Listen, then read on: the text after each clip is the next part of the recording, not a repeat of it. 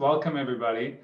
My name is David Bach. I'm with Yale School of Management. I'm part of the transition team that has been working for the past 18 months to bring the Broad Center to Yale School of Management. I was incredibly fortunate to join the forum just about a year ago in Los Angeles. It seems like it was so much longer ago than just a year. But all of us on the Yale side, we're so fortunate to be able to see forum, to listen to your conversations, and really got a deep appreciation for the importance of this community. And so we're thrilled to be able to contribute to bringing you all together in this virtual setting. This session is about NXTHVN and arts education in New Haven, but really what this session is about is to hear from students. One of the things that we learned from the Broad Center team in Los Angeles, one of the many, many things we learned from them is the centrality of student voices in the work of the Broad Center. And we're so fortunate to have in this session this afternoon, Aimee, Ashlyn, Caitlin, Justin, and Makai, who are New Haven Public School students. But that's not all they have in common. They're also apprentices at NXTHVN, a unique initiative and project in New Haven. And so before we hear from the students, I'd like to invite the co-founder of NXTHVN, Jason Price, to tell us about this unique project. And before I turn it over to Jason, I'd just like to encourage you to ask questions of the students, of the NXTHVN team via the chat. I'll get those questions and then I'll use them to structure much of the conversation, because we really do want to have a free-flowing conversation with our student artists. Jason, what's NXTHVN? NXTHVN, yeah. So thanks, David, for that. It's nice to be in conversation with the Broad Center. David and I had known each other for a long time, and so he kind of brought me into this relationship, so we're thankful for that. Ultimately, this is about our students, so I want to leave as much time to dig into what they've been up to. But I think a place to start would be what is NXTHVN? So NXTHVN is a place-based arts concept thought up by myself and Titus Kafar, and the real focus is to really create these educational pathways for early career professional artists, and really provide the access that they would need to launch their careers in a more efficient and more timely manner. But what's central to that is this idea that we would like to also create pathways for the next generation of artists. And those artists, typically, what we're trying to address is this idea that, we know that the arts are underfunded in many public schools, and that because art is often looked at as an alternative profession, there's really not the sort of curriculum that introduces young people that are interested in the arts and really kind of helps them navigate that pathway. And so what we do is we partner all of our fellows, and we run cohorts of fellows with young artists. And when I mean young artists, mostly high school aged, and we set them free. Right? They do everything that artists would do. They stretch canvas, they maybe sweep floors in the beginning. You'll hear stories about the maturation of their own work that they're doing alongside these professional artists. And I'll be honest, of a lot of what we do, that's what we're most proud of, which is creating this alternative educational pathway for students who never may have understood that the arts are just as viable of a career path as finance or any other pathway. So with that, we have our program manager on the call as well. His name is Jay Kemp. Jay will tell you more about the details of the program, and then also introduce some of our young artists that we have on the call. So Jay, I'll turn it over to you in this moment. Yeah, thank you, Jason. I appreciate you. Appreciate everybody, David, the Broad Center. And I actually just really appreciate being part of, I was in the session earlier and heard the speakers, and it's just really refreshing being around other educators.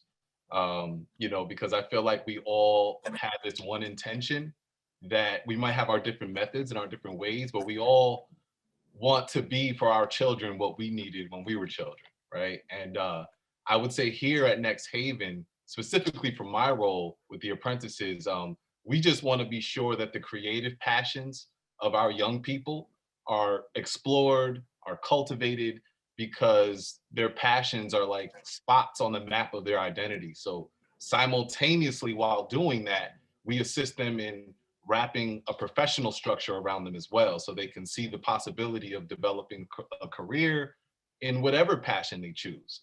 And we do this through these 4 core values. And I want to hand it off very shortly to the apprentices for them to kind of speak about their experiences in relation to these core values. But the values are creativity, which is obviously number 1, you know, where our young people can become apprentices that really engage with the creative magic at Next Haven. Even walking through down the hall, they'll see like a new something created by an artist that was outside the box. You know, they, you know, really challenging their possibility thinking. And we want to cultivate their creativity so they can be experts in shaping their own world. And connection, which is very important, because through the connection, they get empathy, they understand acceptance, and it comes through the connection with other apprentices, and also the connections they make professionally and in the community. And and what I know also happens with a lot of these apprentices is they leave with the purpose and power, you know, because they developed the skills, they developed the tools, and they had great personal development that caused them to develop more social emotional intelligence.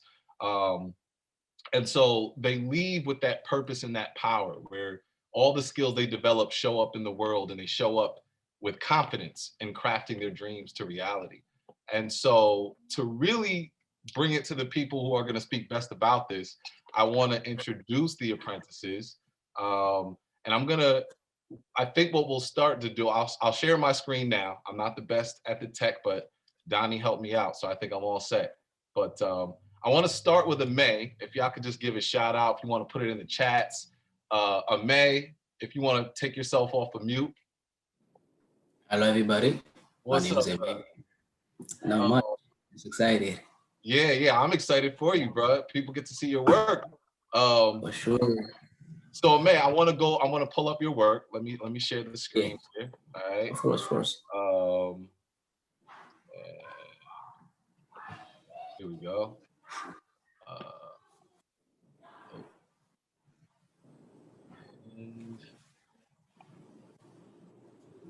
Okay. Yeah. All right. Does everybody see the screen there? Yes, just if you put it on full screen and presenter view, then. There we go. All right, cool. Hey Jay, do play from start. There you go. Perfect. All right. So, Yeah. May, I just wanted to ask you, like, if you could just share with them your experience. You've been with us the longest, almost the longest, about 4 years. Your experience at Next Haven and the art that you've created that kind of stemmed from that. Yeah, so I remember my first time hearing about Next Haven was actually Jake in my sophomore year of high school. So I go to Korea, man. Jake came to me, told me, oh, this program, they are hiring high school students who are interested in art. And at that time, I didn't know art as I could have drawn, I could do anything like that, but I never took it as a career or just as a hobby. But then when I heard about this Haven, I was like, wow, this is something great. I can do something. I can make my hobby to something else, something great. Yeah, I took the offer immediately, and then I've been working with artists. Yeah, so I never had a foundation of what art is. I knew I could draw. I knew I loved to draw, but just never understood what that meant. Then me being exposed to art, that was something great. That was amazing. I could see like art as just being something just more like using art. I've learned to use my art to talk to people, to speak to other people. I could use my art to speak out for itself.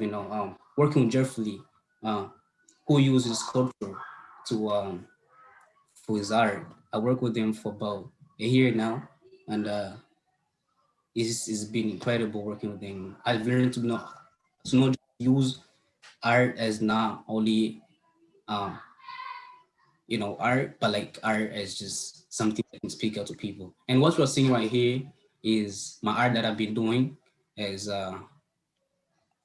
Shark Tank, and it's been a project I've been working on. And judging from what you're saying, so I'm all about cultural representation, cultural democracy. Yeah, so like being African, I came to America. People were told me like, oh, I had stereotypes put on me. People were telling me, "Oh, this is you are African. You must live in, huts. You are poor." And then thinking about that is just took to me like, what is this? Like, why people say that? Because I feel in fear myself. Because like where I came from is not the same way as how Africa is interpreted here in America. So I wanted to address my art and talk to people for like how I can translate that people can have understand what Africa really is about. So what we're seeing right here is Mansa Musa. So Africa is mostly known as being, if you think about Africa, it is revolve about being poverty and just poor people, like something like that. But then it's not spoken about. People don't speak about the history of Africa, where it came from, why people think of it as being poor, as being, wars and stuff like that. It does. So this right here is what you're seeing is Mansa Musa, and one of the wealthiest people in history actually, and it's not spoken about. And I think that um, because of colonization, slavery, and that's just been covered up. Because like, and also if you notice, I use this grayscale, and by using that, it represents how Africa is really, people don't know about it, people don't speak about it, and using this color, it translate that narrative, and yeah, also the people right here. See, if you see the slavery on your left, I believe that's something that you see on books. That's all that people speak about, and I wanted to teach that. And if you see in the middle, there's a king. Africa is really wealthy. You can see people carrying kings. There's that is not at least spoken about. Matter of fact, I remember one time, my little brother actually showed me a book that they were reading about Africa, and what I saw were people that like live in huts. What does that translate? What does that mean to me? What does that mean to him? Because he never been in Africa before. So when he sees something like that, as being poor, he's gonna think, oh, this is where we came from. This is being, oh, you feel down, you feel like, oh, Africa is just this bad place, you cannot stay here. But when you see something like this, where the son loving each other, like, is powerful, and I just wanted to speak about it. And people also think about Africa as being one culture and as being one whole thing, but like what people don't know is that Africa is really diversified. There's a lot of culture, different languages. There's about 54, I believe, countries in Africa. More than 2,000 languages spoken in Africa. So people don't even speak about that. Jay, if you go to this drone over here, go up again, this right here. Yeah, so that's Masai. I lived among those people. Masai, those are Masai. They lived in Kenya and Tanzania. Tanzania was well, Australia, Tanzania. I live in Tanzania, and these people are represent powerful. And I wanted to use these people as being powerful, because Africa is not mostly known as being just, oh, these like powerless people. They can be easily what can I say this?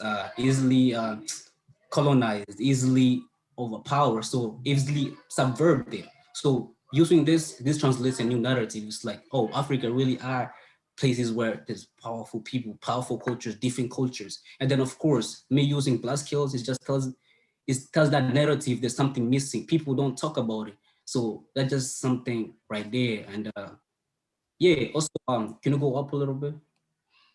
Yeah, so this right here are drawings of my siblings, and most of them grew up in America. So just wanted to like tell is if you can see face expression, I wanted to have, that's the narrative people we all hear about Africa. Wow, this is what people, you guys know, this is what you are seeing. But based on what it's like, based on what our experience and our what we're seeing and how Africa is portrayed, this is our first expression. What are you talking about? This is not it. This is not what we grew up with. You know, we grew up with something bigger than this. You know, this is not us. So like we just feel like, oh, this is not. Uh, yeah, this is not. Yeah, this is not what we are living with. And then the first one,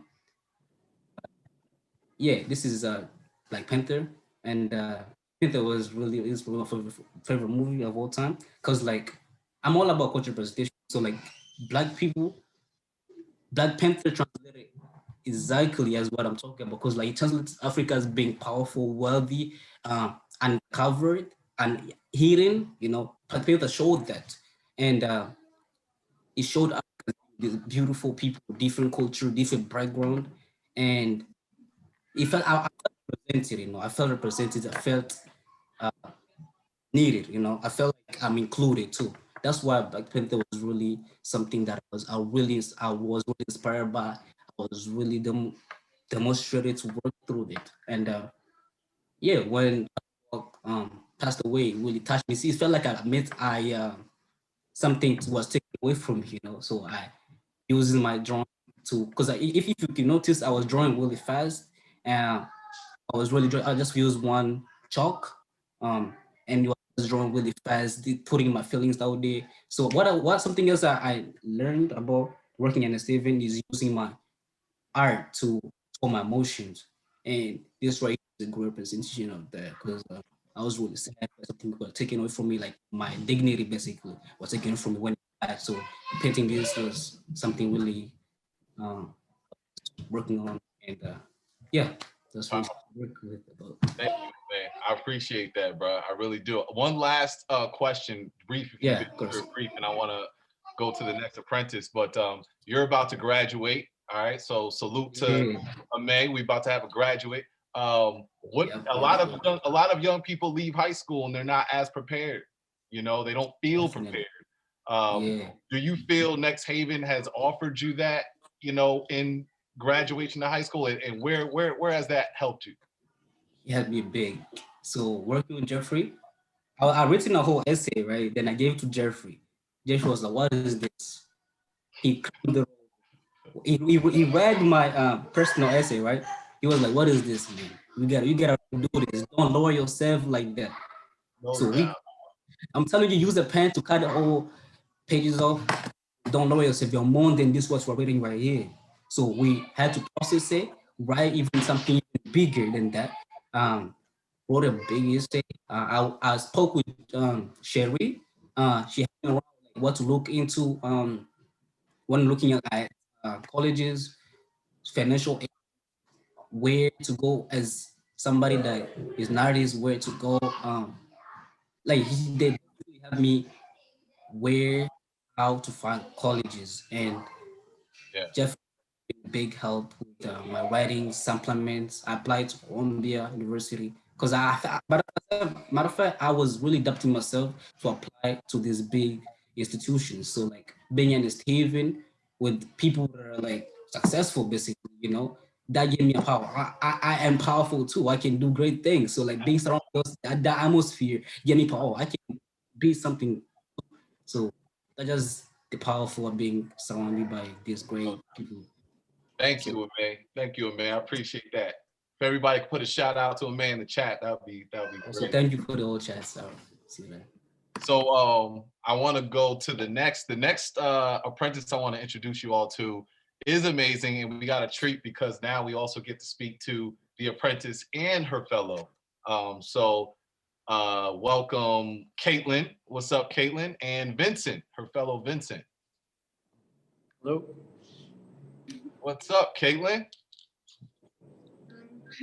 Yeah, so if you want to go to so that's me working on one of Vincent's pieces. And I think that's something really great about the program is I'm able to be so hands-on, and like I'm actually working on his paintings. And so that's why I've learned so much in like the short time that I've been working with him. Because I thought I knew a lot about art, and then I realized I did not know, I barely knew anything. Like just I've learned so many new skills, and like just so much more about color and just even how to like apply paint in a way that makes the piece really come to life. So it's been really valuable to work with someone like Vincent, and I've learned so much from him so far. So I love to hear Vincent. You know, it seems like when we put y'all together, it was just like a match made in heaven. You know, what has your experience been as a fellow working with an apprentice? What have you seen her really get out of this? How she's grown? And it's good to see everybody on here. I really couldn't have asked for a better apprentice, a better partner, working partner in the studio. I think for me and Caitlin, we really gelled in so many ways, even beyond the love and dedication to painting. We're both fairly quiet individuals, and I think that it really is I emphasize it because it's such a strong, powerful example of how everything for painters is visual in the studio, right? And so with me and Caitlin, I felt immediately upon meeting her, there wasn't a lot of need for words to be exchanged. Everything is all through absorbing through visuals, right? And so she's such a tremendous learner, like a sponge, just soaking up every bit of visual information that's in front of her. And I see this in her, I recognize it in her, because it's something, it's the way that I learned when I was a kid, right? From a mentor as an apprentice working on murals. And so I understand what it is to not only adapt, but to learn by watching carefully, from an older artist. And yeah, it's been such a valuable experience for me to have her presence and her company working side by side in the studio for over a year at a time like this, especially. And because a lot of the work is so large scale, I wouldn't be halfway where I am now in the studio without the extra hand from Caitlin. Wow, that's great. Caitlin, you've actually started your own creative project out of working in NXTHVN, and I want to go to that picture. And we're actually going to be doing an exhibition soon of all of your work. Can you talk about what your exhibition is and what this piece is that we're going to be looking at here? Yeah, so my exhibition is about mental health, and that's something like I've struggled with in my life, and I think it's misrepresented a lot of the time in like media, and it's kind of like romanticized almost. And so through my pieces, I kind of want to show the reality of what someone who struggles with mental health experiences. And so my exhibition is kind of going to show the journey from like when your mental health starts getting bad to like when you start getting help, and like showing that like you're not always going to be in this dark place, and like there is hope. And it's yeah, so this piece is kind of just showing like the inner turmoil that like you experience like on a day-to-day basis. And like all of the techniques that I use in this I learned from Vincent. So like I didn't really do much with the grayscale before I was working in the studio with Vincent. And so I was really able to capture the emotions well because of all that I've learned from him. And yeah, so I think it worked really well. Yeah. You're downplaying the whole exhibit, you know what I mean? But that's all good. That's all good. But because if when everybody sees it's going to be incredible, she's using sound effects. I think you have a whole circular, people can walk around and see each feeling, each emotion. So we're really looking forward to that. And I appreciate both of you. So if everybody can give a shout out to Caitlin and Vincent in the chat, that'd be great. And I want to go on to the next apprentice, Ashlyn. Ash with the cash. Hey, my name is Ashlyn. I'm a graphic designer. I'm also a photographer, and I'm also an aspiring videographer. My work symbolizes me a lot. You know, I'm always about detail. I always want to have fun with my work. And so the project that you guys are seeing right here, I did for a Shark Tank thing we had at NXTHVN.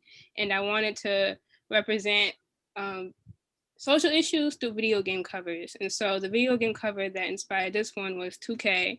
And so 2K has like a lot of overlay with colors. So that's where I used the police lights.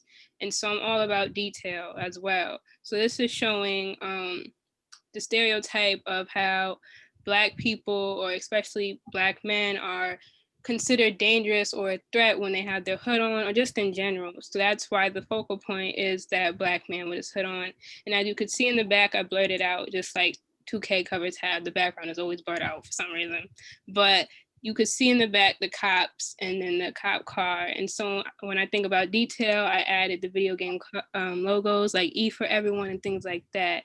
And at the top left, you could also see the NBA logo. I took the man in the hoodie and turned it into the NBA logo, but in my style, of course. And so I really had fun with this project. It took a lot of thinking, like how can I represent this in a video game cover? So it's like, how can I connect the two different things? So I really had fun with this project. So Ash, you call yourself, well, we also call you Ash with the cash because you're all about money, you're all about business. And you came in that way. And if there, you know, and I always speak with y'all about your network is your net worth, or your net worth is your network. And you really utilize the network at NXTHVN. Can you talk about how it's helped your business and the new business model? I think you released a website as well or something like that. Yeah. So like he said, I came into NXTHVN, you know, like really just wanted to be a businesswoman. And so NXTHVN definitely helped me with that, because every Wednesday when I'm with the apprentices and Jay, you know, it taught me how to work with people better, because I'm very a quiet person. You know, I don't tend to be like the loudest in the room. So I only talk if I know you. So NXTHVN definitely made me be able to connect with others. And then also, it also taught me how to budget. Colin Burke, a former employee, he taught me a lot of how to budget my prices for my website. I have a website. It's launching next week, again, relaunching. But anyway, so I have my own website. I sell cosmetics. And so it really taught me how to just, on a customer service standpoint, how to work with people, how to budget, and how to really express yourself through like a whole bunch of things. You know, you could express yourself through anything. You just got to do it right. So that's definitely one way NXTHVN helped me with that. No doubt. I'll go to this next one. It looks like a menu, and then we'll. Oh yeah, I made that 3 years ago, maybe. I'm not sure, but I went to Concat. It's a art center in New Haven, and so that's where I learned how to do Photoshop. I went there for 4 years, and so maybe my second to last year there, I got Photoshop on my computer at home. And so I just started, you know, I always wanted to make a flyer. So this was my first flyer I ever made. And so like I said in the beginning, I like having a piece of me in my work. And so that's why you could see, like, I really love ribs. And so that's why the ribs are like one of the things right here. But yeah, I was just playing around with this one. I chose my, I think I chose 4 images to put in here, my top 4 that I really like. And so I just made a little flyer. I was playing around. So yeah, that's this one. Well, thank you, Ashley. Everybody give a shout out to Ash. And Ashley, you should put your website. You should put your website in the link. Yes.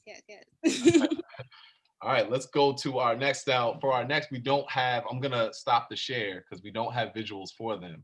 So I'm going to stop the share. And yeah. And we'll go to Justin. Justin, what's up, Justin? Hey, everyone. How you guys doing? How you doing, Jay? So, yeah, man, good to see you, bro. Good to see you. So Justin, for everybody, Justin is an alum. He graduated last year. Yeah. Justin, I just would love for them to hear your experience after NXTHVN. Yeah. Okay, so cool. Hi everyone. So again, my name is Justin 3, and yeah, I graduated from the apprentice program.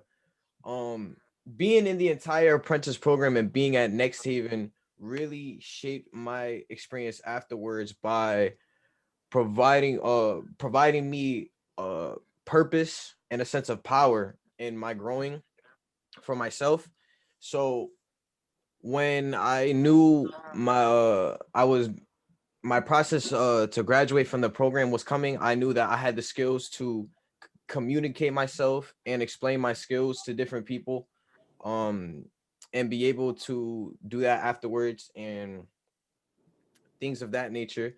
Because I'm a writer, so being at Next Haven and it's so art inspired, I learned how to think about things and write about things in a different way, and that cultivated me into becoming a very Korea. Anyway, So Justin, you were with the curators, right? yes. Can you talk about what curating is? Because I didn't even know when I joined. If you Yeah, so I didn't either. So when I first got to the apprentice program, they informed me that I was gonna be working with Michelle, my fellow, and in the curator program. And there I learned what a curator is, and that they explain art and they explain it to people what art is and what the artist would be feeling and and can interpret that to a viewer upon their first glance, and let them understand, help them understand the purpose of the painting or purpose of the art that they were looking at. And so I took that skill and applied it to myself with my writing, and learned and applied it with my writing and learned how to describe and learn how to use different words in explaining different things. And yeah, it was a really good experience, because it gave me a new sense of purpose to look forward to doing things every week. Like I had a project of writing and describing a Basquiat post, and I had check-ins with my fellow Michelle every week, and I knew that I had to think a new way. I had to write a new thing about that piece, and to share it, just to share what I learned, just to share that I know how to explain something in a different way, not the regular naive way that I would. So yeah, it's been really good, really dope. Well, I'm really proud of you, Just. I know you've been dealing with a lot personally, and I know your overall growth. I've known you, since like freshman year, high school. Yes. So your growth has been incredible, bro. Always inspiring to me. So I appreciate you. So shout out to Justin. All right, and we're gonna go to our last, and of course not least, Makai. What's up, Makai? Hi, everybody. Hey, Jay. How you doing? Y'all hear that voice? Y'all hear that voice? That's the voice of power right there. So Makai, I would love for you to talk about your experience in Next Haven, but the one thing the apprentices always point you out on is you used to be this real shy, like I don't want to speak, I don't want to say anything. Even in the Shark Tank, when we first did the presentation, it was like, oh my goodness, Makai needs work. And then you came back and you stood up and just wowed everybody. Like, what was the process finding your voice the way you have? Yeah, so well, I could thank Next Haven for that, but like one thing Next Haven taught me is that there's so much more to like finding your voice and like using it than simply like just speaking up, you know. I can't speak for everybody, of course, but it's like that's something a lot of people don't realize, especially me. And at Next Haven, us apprentices, we have these meetings where they give us a time that I wouldn't really give myself to really just like self-analyze and really just figure myself out. And I think that's played a huge role in like finding my voice in its process. And you know, just knowing what you want and being able to express that, you know, that goes hand in hand. And I think that's what helped give me my voice, and Next Haven helped me realize that. Yeah, thank you for that, Makai. I appreciate that. And Makai, you want to talk a little bit about what you do in your craft? Yeah, so my craft, I'm a musician. I make music. You know, I have stuff on like all music platforms, but I use my music to express myself. It's like if you want to know how I'm feeling, you know, it's all laid out inside my songs. So that's what I'm doing. And for all the hip hop heads, his favorite producer is Jay Dilla. So that Yes. already shows how Yeah, he's on it.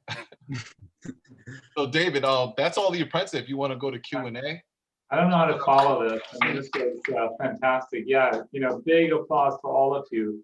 There've been a few questions that we've gotten, for the group, and I'll just throw it out, and any one of you wants to tackle it, right? So people have been, I think, really dialing in the idea that you found your voices through the work that you've been doing as apprentices at Next Haven.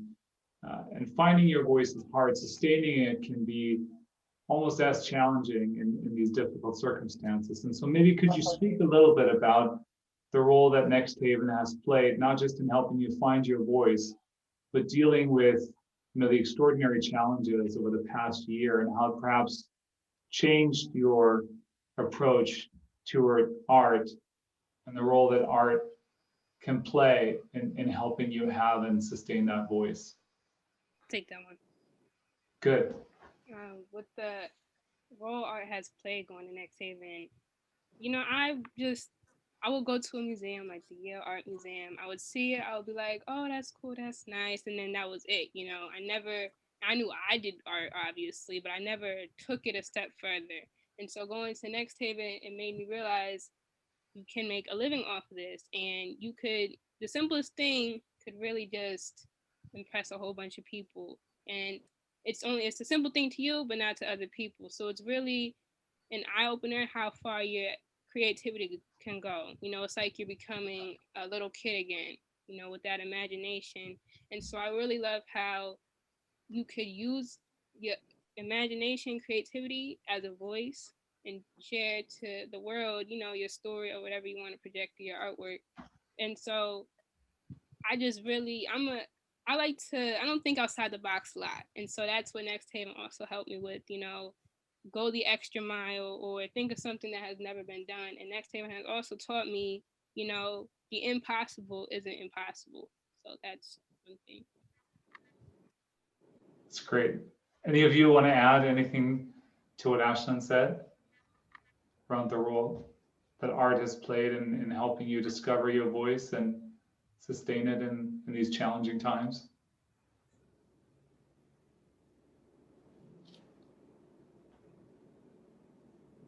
Okay, let me ask a slightly different question. Caitlin, you were talking about how much you've learned from Vincent and how he's helped you with your own art. I'm curious if some of the rest of you would want to speak a little bit about what's that like working with professional artists, people who are at the very top of their field, and yet they're still at a sort of moment where their careers are full of uncertainty, certainly of promise, but also of uncertainty. So what has that been like working with these artists, that mentor relationship? And Caitlin, you should feel free to add to what you said before, but also the rest of you who've had these very close mentoring relationships. What has that meant to you?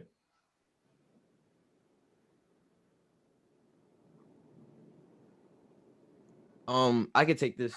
So when I graduated from the apprentice program, Jeffrey Maris, a Mays fellow, he hired me as his studio assistant, and through him, he taught me very valuable skills in working and work ethic and what to really mean to work as an artist that people don't see.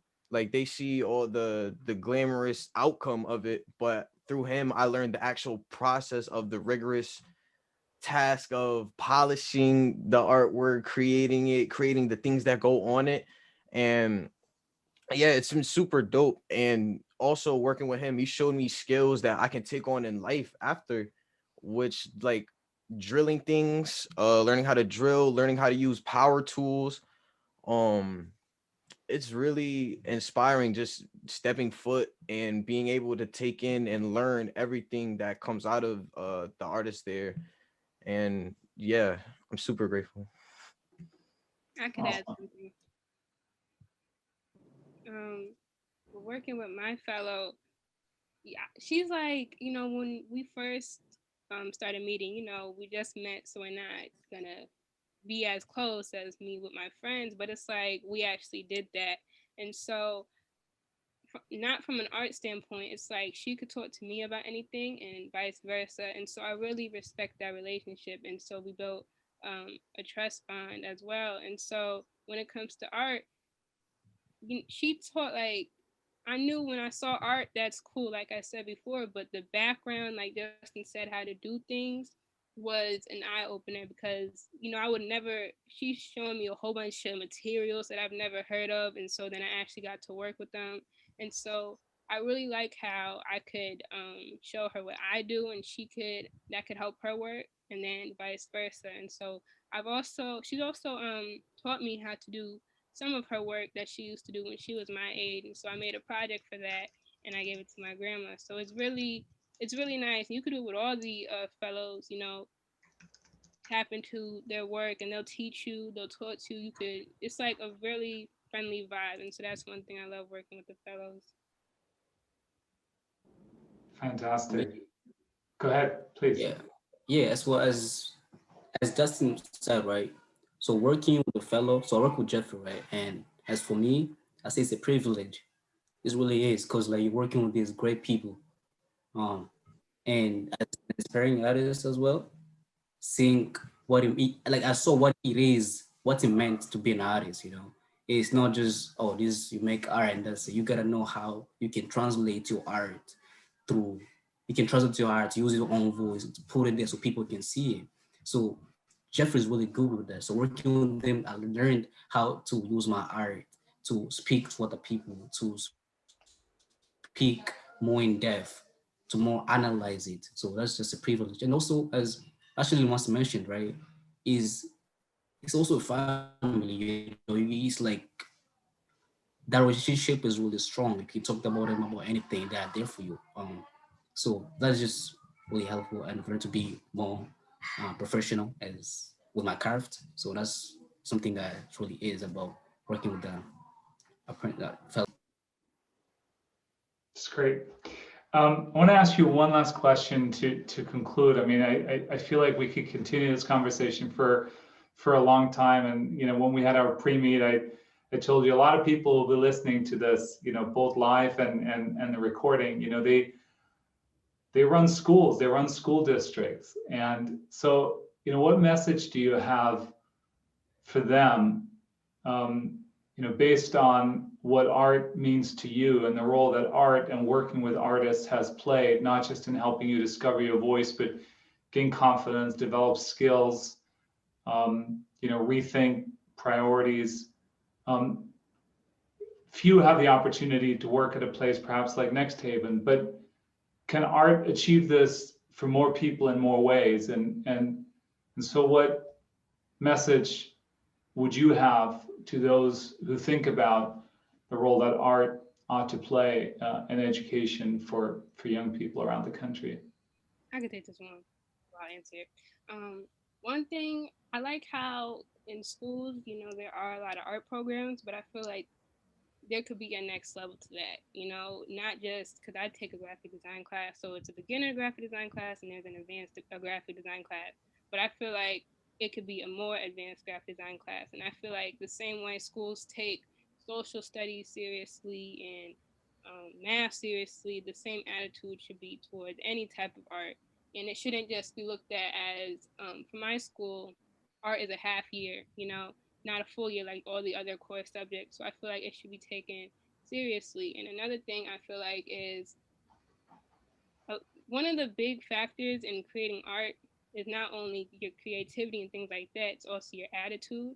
And so if I walk into NXTHVN and everyone has a bad attitude, that's not gonna project the right kind of art. And so when you go into school, I feel like, especially when you're doing art, speaking from an art standpoint, the teacher, the kids, we should all have a good attitude. And I know some days might not be everybody's day, but you should get the vibe from a teacher that they're not here just for the paycheck. They're here to actually teach and mentor the kids. And so I don't get that feeling from a lot of my teachers that I have now or my teachers in the past. It just felt like they didn't want to be there. And so I can't work in a space like that. I want to feel comfortable. I want to make sure everybody else is comfortable. So I definitely feel like art should be taken more seriously, and also the way we project our feelings. That's powerful. Thank you. Yes. And Meg, please go ahead.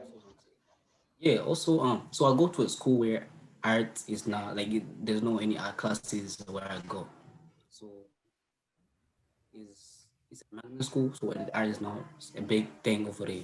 And what I really want to for school system basically in general to have is some sort of system where students are able to self-develop, maybe first or anytime in those high school career, some sort of courses that will help students with time management, financial advising, some sort of ways to help students grow as people, not only as student, but to grow as a person.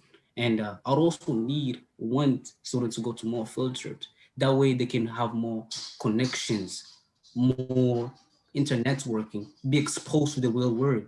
And I would really want it to feel like school system to help students find their passion. It's really important because I mean I'm a senior right now, right? I know people that don't know what they're gonna do after high schools, right? Time flies. So like I really want to see high schools really focus on people's passion, what work through that. And yes, yeah, that's really what I mean.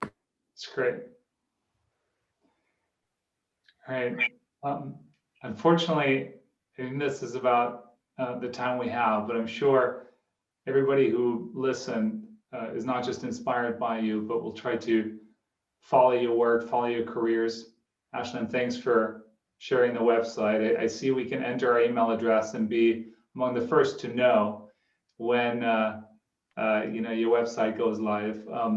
Jason and Jay, what you and the rest of the team have created is really amazing. And I know, Jason, that you all have been thinking about how can you take the Next Haven experience beyond New Haven. And so how can people learn more about what you're doing, and how can they get involved, and how can they connect with you and learn from what you've built? Yeah, so I mean, one, we're a not-for-profit, so we're, I don't feel bad about fundraising. So that's the first piece. The second is there's a lot of information about what we do on our website, and so we can list, the URL. But what I want to underscore is how proud I am of our apprentices and our fellows. Every time I hear them express themselves and tell the world what Next Haven is about, it just gives me a lot of pride. So we should be very thankful and proud that we have young people that are learning in this way.